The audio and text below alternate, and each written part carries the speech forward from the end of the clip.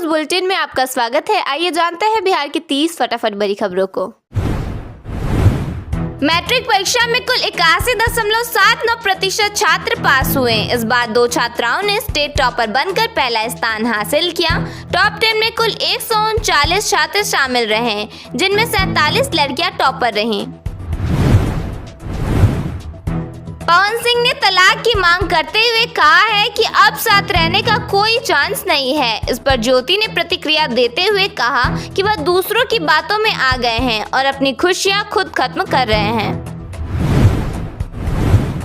देश की रक्षा के लिए गए एक जवान का शव संदूक में वापस घर पहुंचा। जवान की मां ने कहा कि उन्हें बेटे की शहादत पर गर्व है, जबकि बेटी ने भावुक होकर कहा कि पापा ने घर आने का वादा पूरा नहीं किया। जेडीयू में निशांत को मुख्यमंत्री बनाने की मांग उठी है। श्याम रजक ने कहा कि अंतिम फैसला एनडीए का होगा, लेकिन उनकी व्यक्तिगत इच्छा है कि निशांत मुख्यमंत्री बने। पटना में एक नीट छात्रा को न्याय दिलाने के लिए धरना किया गया। पीड़िता की मां ने रोते हुए इंसाफ की मांग की और कहा कि अब उन्हें सीबीआई जांच पर भी भरोसा नहीं है। गोपालगंज में पुलिस की जीप को एक ट्रक ने टक्कर मार दी, जिससे गाड़ी पलट गई। इस हादसे में 3 पुलिसकर्मी घायल हो गए। हालांकि उनकी हालत खतरे से बाहर बताई गई है। पटना की दलदली रोड स्थित एक बिल्डिंग में भीषण आग लग गई। मकान में फंसे 4 लोगों को फायर कर्मियों ने रेस्क्यू किया है और करीब 2.5 घंटे की मशक्कत के बाद आग पर काबू पाया गया।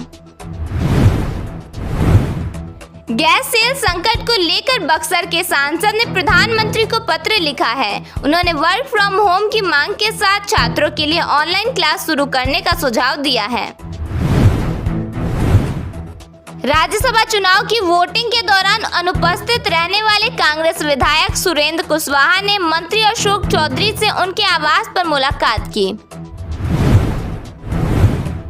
म्यूजिक कंपोजर साजिद के भाई को पुलिस पटना लेकर आई। होटल में जावेद से मुलाकात के दौरान साजिद ने कहा कि वह 4 बार झूठ बोल चुका है। उसके लिए महंगे इत्र और चॉकलेट भी लाए थे।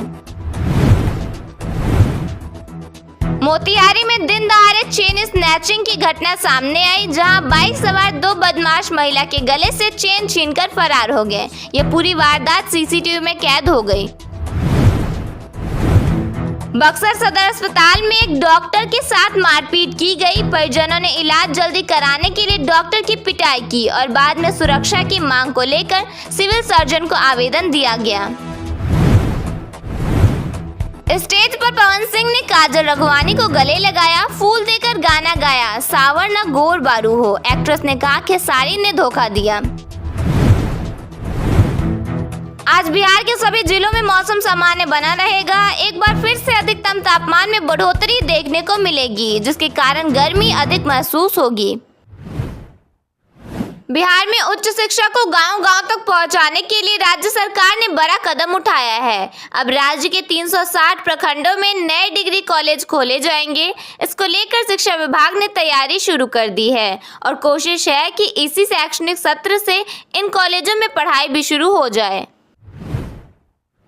बिहार सरकार 1 अप्रैल 2026 से राज्य में जमीन और फ्लैट के सर्किल रेट में भारी बढ़ोतरी करने जा रही है। जिला मूल्यांकन समितियों की सिफारिशों के आधार पर कुछ इलाकों में यह वृद्धि 3 से 4 गुना तक हो सकती है। सर्किल रेट बढ़ने से स्टाम्प ड्यूटी और रजिस्ट्रेशन फीस बढ़ जाएगी, जिससे जमीन खरीदना महंगा होगा। पुराने रेट पर रजिस्ट्री की सुविधा देने के लिए सरकार ने 29 और 31 मार्च की छुट्टियों में भी निबंधन कार्यालय खुले रखने का निर्णय लिया है। बिहार सरकार ने पश्चिमी सोन नहर के तटबंध पर 10 मेगावाट क्षमता का सोलर पावर प्लांट लगाने की योजना को मंजूरी दे दी है। जल संसाधन विभाग ने इस प्रोजेक्ट के लिए बिजली कंपनी को अनापत्ति प्रमाण पत्र जारी कर दिया है। यह प्लांट नहर के शुरुआती 1 किलोमीटर के हिस्से में लगभग 80,000 वर्ग फीट क्षेत्र में विस्थापित किया जाएगा। परियोजना का मुख्य उद्देश्य हरित ऊर्जा को बढ़ावा देना और स्थानीय स्तर पर बिजली आपूर्ति में सुधार करना है। सोन नहर पर यह प्रोजेक्ट एक पायलट मॉडल के तौर पर काम करेगा, जिसकी सफलता के बाद अन्य नहरों पर भी ऐसे प्लांट लगाए जा सकते हैं। कृषि मंत्री रामकृपाल यादव ने कहा है कि राज्य में खाद की उपलब्धता मांग से अधिक है और कालाबाजारी पर कई निगरानी रखी जा रही है। उन्होंने किसानों से अपील की है कि वे किसी भी तरह की अफवाह पर भरोसा न करें। पटना में डेयरी, मत्स्य एवं पशु संसाधन विभाग की पहल पर अप्रैल से शहर में 10 जगहों पर आधुनिक फिश आउटलेट खुलने जा रहे हैं। यहां जिंदा और फ्रोजन मछलियां उपलब्ध होंगी।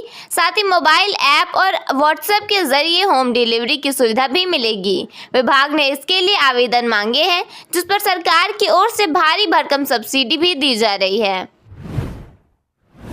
पटना नगर निगम ने वित्तीय वर्ष 2026-27 के लिए 3043.22 करोड़ रुपए का भारी भरकम बजट पेश किया है, जिसमें शहर के आधुनिकीकरण और नागरिक सुविधाओं पर विशेष ध्यान दिया गया है। इस नए बजट के तहत पटना के पार्कों और सार्वजनिक स्थलों पर मुफ्त वाईफाई और ओपन जिम जैसी सुविधाएं देने का प्रस्ताव है। साथ ही जल संचयन और नए वेंडिंग जोन के निर्माण को प्राथमिकता दी गई है। हालांकि बजट सत्र के दौरान विपक्षी पार्षदों ने वार्ड किसान फंड बढ़ाने की मांग को लेकर काफी हंगामा किया है, जिससे चर्चा के दौरान विवाद की स्थिति बनी रही। बिहार सरकार ने प्रवासी श्रमिकों के लिए एक बड़ा कदम उठाया है। अब दिल्ली, महाराष्ट्र, गुजरात जैसे राज्यों में रह रहे बिहारियों को सरकारी योजनाओं का लाभ आसानी से दिलाने के लिए माइग्रेशन सपोर्ट सेंटर खोले जाएंगे। यह पहल श्रम संसाधन विभाग की ओर से की जा रही है, जिसका मकसद प्रवासी मजदूरों की समस्याओं को जमीनी स्तर पर हल करना है। इन सपोर्ट सेंटर्स के माध्यम से सरकार अब हर एक श्रमिक का पूरा ब्यौरा तैयार करेगी। इससे भविष्य में किसी भी आपदा के वक्त राहत सामग्री पहुंचाना या फंसे हुए लोगों को रेस्क्यू करना बेहद आसान हो जाएगा। इन केंद्रों पर ऐसी व्यवस्था भी होगी जिससे श्रमिक जरूरत पड़ने पर अपने परिजनों से सीधा संपर्क कर सकेंगे। श्रम विभाग इसके लिए PPP मोड पर काम कर रहा है और कई राज्यों के श्रम अधिकारियों से पत्राचार भी शुरू हो चुका है। बिहार बोर्ड मैट्रिक परीक्षा 2026 के परिणामों में गया जिले का शानदार प्रदर्शन रहा है, जहां कुल 6 छात्रों ने राज्य की टॉप 10 सूची में जगह बनाई है। हाई स्कूल अमारुत के छात्र संगम कुमार 485 अंकों के साथ राज्य में 6ठे स्थान पर रहे हैं, जबकि शुभम राज दांगी ने 7वां स्थान प्राप्त किया। इसके अलावा जिले के रीमा कुमारी, गुड़िया कुमारी और आदित्य कुमार ने संयुक्त रूप से 8वां और समीत कुमार ने 9वां स्थान हासिल कर जिले का नाम रोशन किया है।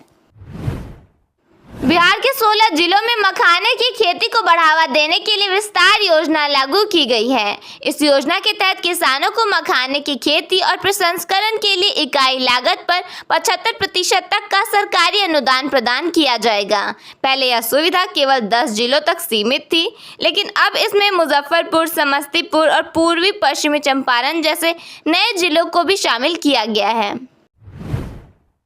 पटना में अतिक्रमण के खिलाफ प्रशासन एक बार फिर सख्त रुख अपनाने जा रहा है। डीएम डॉक्टर त्यागराजन SM के निर्देश पर बुधवार से विशेष अभियान को तेज कर दिया जाएगा। इसके लिए 1 अप्रैल से 30 अप्रैल तक का विस्तृत कैलेंडर जारी किया गया है, जिसके तहत पूरे महीने अलग अलग इलाकों में कार्रवाई होगी।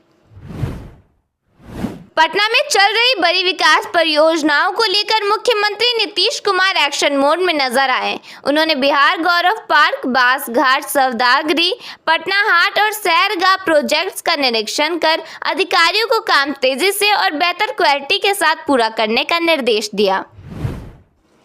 पटना के सरकारी स्कूलों में वार्षिक परीक्षा के बाद छात्रों को पुरानी किताबें जमा करने को कहा गया है। जिला शिक्षा कार्यालय के अनुसार नई किताबों के साथ पुरानी किताबें भी वितरित की जाएंगी, बशर्ते वे अच्छी स्थिति में हो। प्रधानाध्यापक को निर्देशित किया गया है कि जब तक नई किताबें नहीं पहुंच पाती, तब तक वे पुरानी किताबों से ही बच्चों को पढ़ाएं।